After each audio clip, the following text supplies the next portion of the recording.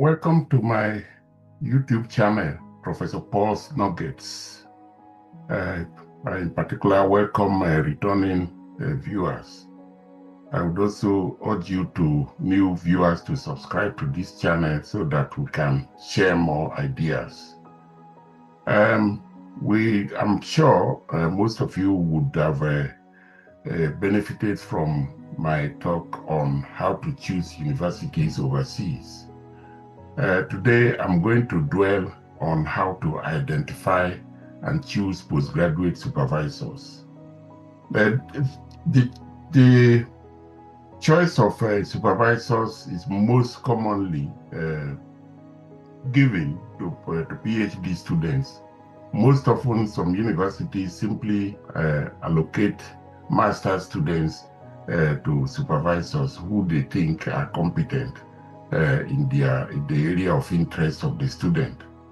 And I'm also going to focus almost entirely on overseas university systems, particularly those that I'm most familiar with in Australia, South Africa, and those would generally apply to most other universities around the Commonwealth, the British Commonwealth. But first of all, let's even look at it. What are supervisors there for? And if I should just cite a few statements from the Gold Book, which is used to be the booklet that was given to all PhD students at the University of New England in Australia. Supervisors are there to guide students towards effective conduct of research. Yeah, we do know that students are capable of doing research. At least that is why they have come in to become research students.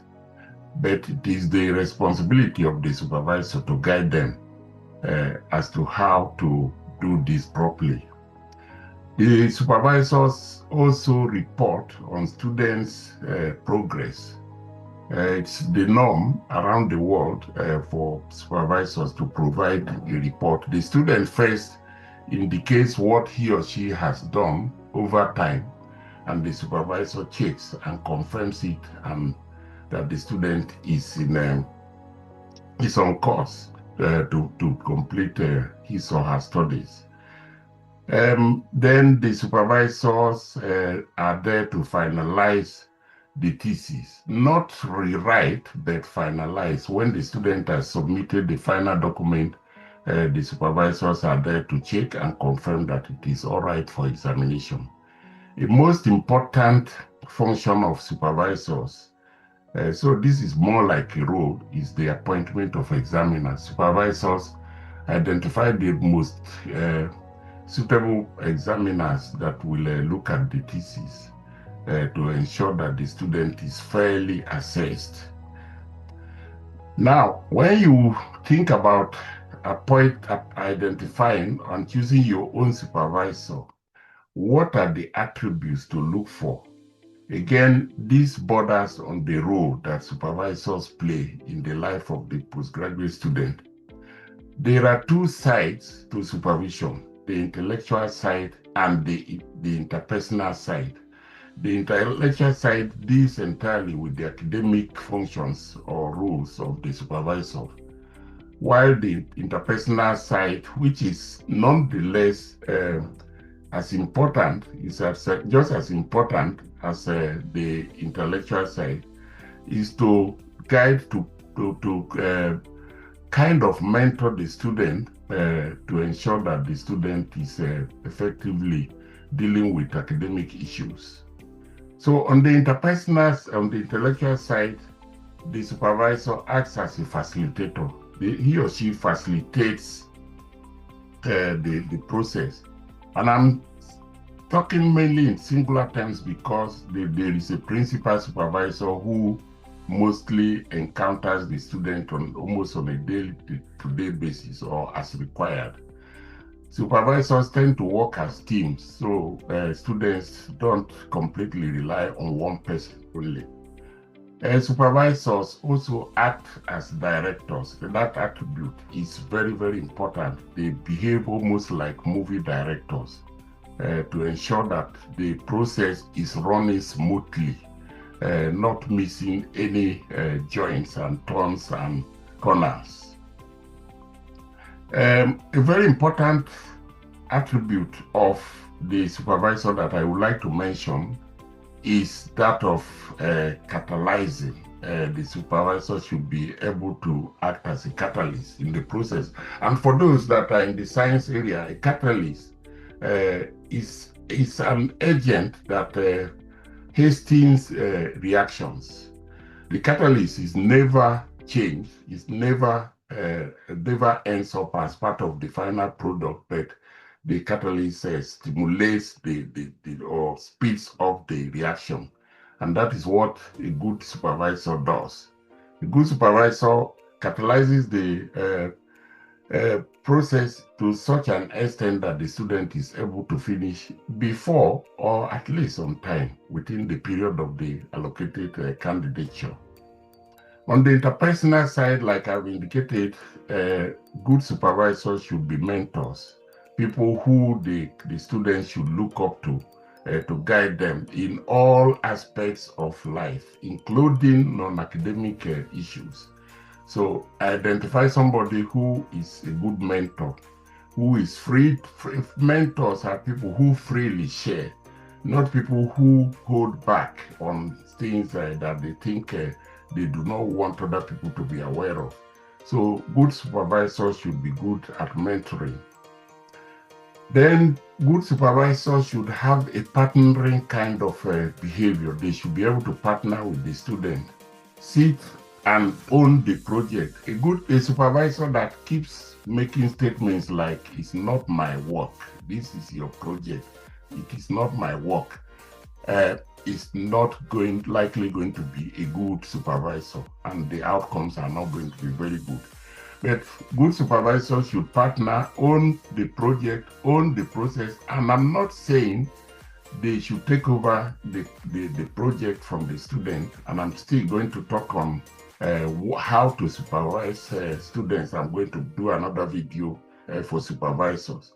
So they should partner, and that means co-own the project, co-own the processes that are derived. After all, why would you not be a partner? Because supervisors end up being joint authors or even the lead authors of publications or patents that arise from the research.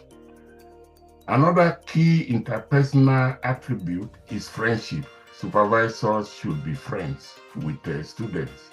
I'm not talking about going to sit in the pub all day and then drinking and chatting and maybe going on social media to be writing all kinds of nonsense, but at least friendship that friends that students can relate very well to, including the ability to share their concerns, their any problems they are going through, financial or family.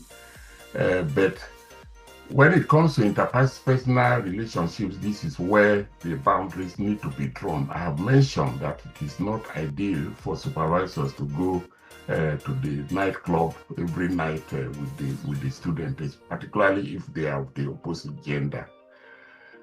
Okay, now how do you identify a good supervisor? Just looking from the distance, particularly most candidates would still just be approaching the process and therefore not be capable of having a one-on-one interaction.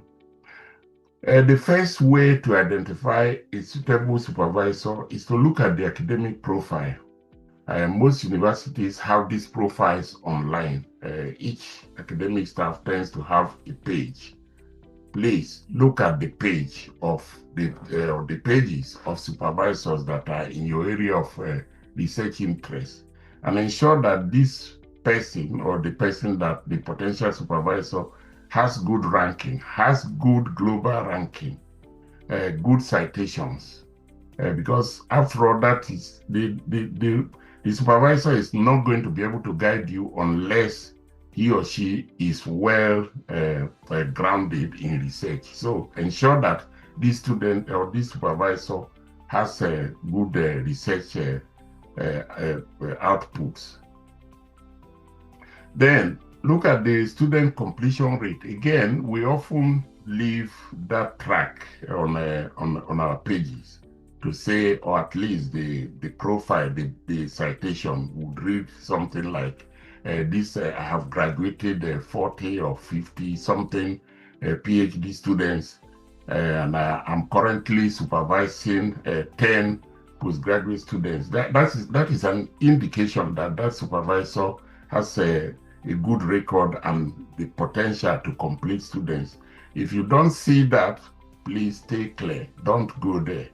No matter how powerful an academic is, if the person cannot show a record of student completions, do not go near that person. The person is not going to be able to supervise your process or your candidature. Current student numbers, like I've indicated, are a good indicator of how well the supervisor is doing. Too many students sometimes can weigh down a supervisor, and I'm going to talk to the supervisors on that. But it is also an alarm to students or potential candidates that this person may not always have the time for you. But supervisors who manage their time well will still be able to look after a large number of students. I have once supervised 12 PhD students effortlessly. Yes, I had to really prioritize and then assign time to everyone on a fair and equitable basis. Also noting that depending on the university, some supervisors are mostly research focused and are not weighed down by teaching. If one is teaching every day, that kind of supervisor may not be able to have time for all the students. As you communicate with the potential supervisor, also watch the response. I can tell you we do have a lot of emails, a lot of other communication items arriving at our desks and computers.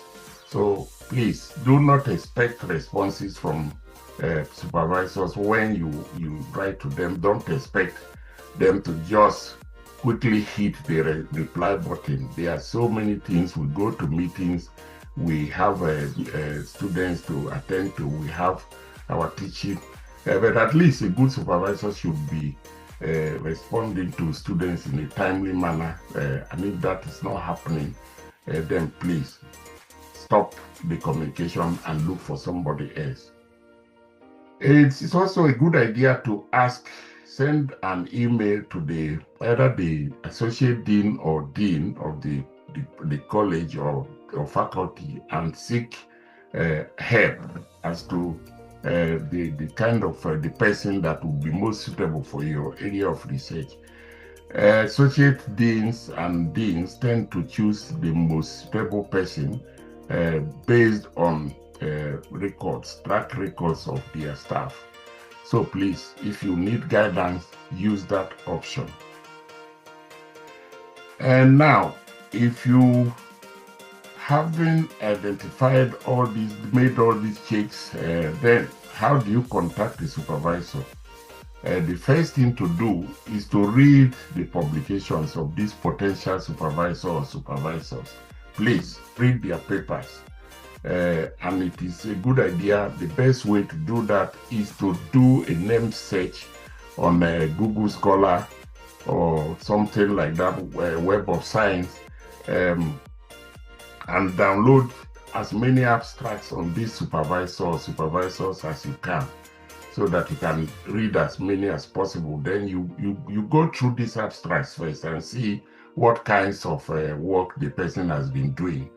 And once you have established that, you will be in a better position to communicate with the person, like suggesting a topic or an area of research that you would want to work on.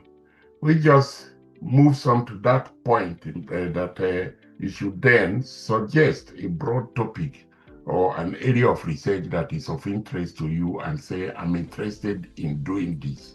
Do not be too specific at this point. Let the supervisor respond, and then he or she will be able to tell you whether that topic is doable in his or her department or group. Otherwise, they are likely going to suggest something that is trending or more suitable for the future. Students tend to choose areas that are they are most comfortable in, and that is a danger because we don't want students who will come in and still go on the well-beaten path of research, because at the end of the day, you are not going to make any much impact in the world in your career, because you have done exactly what many people have finished doing. Then it is to be good to follow the guidance of the supervisor to refine the topic for you. And after that, you can go ahead and submit a concept note. A concept note is a short proposal, maybe not more than 2 pages, 2 to 3 pages, indicating what you want to do, starting with the knowledge of the topic or the field that you have chosen, and then ending, going on to what you want to contribute to that topic, and then ending with what you think will be the outcomes from your research. And once that is again discussed with your potential supervisors, you will be in the position to develop a preliminary proposal. Most universities overseas will go deeper into that once you have enrolled, because many of them do a confirmation of candidature where you will have to again dig deeper into your topic and then present to the group or to the department and your plans, how you intend to execute this project. So I think I'm going to stop at this point, but please get back to me with questions and suggestions. Comments are welcome. Also, please subscribe if you want us to do more and expand on our discussions on these areas. Please also follow me on LinkedIn because I have already dealt with these issues in the course of my career and in the course of my supervision of students. Thank you for listening. Good luck as you step forward to do your postgraduate studies.